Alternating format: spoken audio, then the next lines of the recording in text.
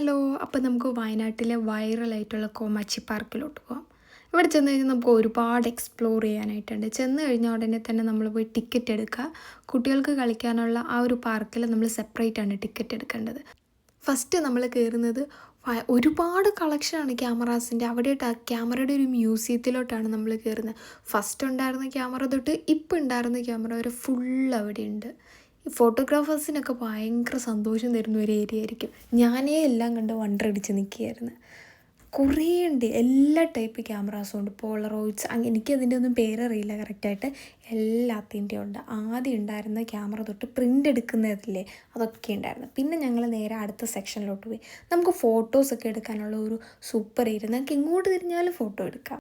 പിന്നെ ഞങ്ങൾ നെക്സ്റ്റ് പോയതേ കിളികൾക്ക് മാത്രമായിട്ടൊരു ഏരിയ ആണ്. അത് നല്ല ഭംഗിയുണ്ടായിരുന്നു. കുറേ ഇങ്ങനെ കാട് പോലെയൊക്കെ അവർ സെറ്റാക്കിയിട്ട് എല്ലാ തരം കിളികളിലും ഉണ്ട് അതിനകത്ത്. ഉച്ച സമയമായതുകൊണ്ടില്ലേ ആരും അത്ര നമ്മുടെ അടുത്തോട്ട് വരുന്നില്ല. നമ്മൾ തീറ്റയും കൊണ്ടാണ് പോകുന്നത്. പക്ഷെ അവർക്കാർക്കും വേണ്ട, എല്ലാവരും കഴിച്ച് വയറ് നിറഞ്ഞിരിക്കുക. പിന്നെ ഒന്ന് രണ്ടെണ്ണം മാത്രം നമ്മുടെ അടുത്ത് വന്നിരിക്കുന്നു. അവർ ഞാൻ മരമാണെന്ന് കരുതിയെന്ന് തോന്നുന്നു. നമുക്ക് ഒരുപാട് എക്സ്പ്ലോർ ചെയ്യാൻ പറ്റിയ ഒരു ഏരിയ ആണ്. മസ്റ്റ് വിസിറ്റ് ആണ് കേട്ടോ.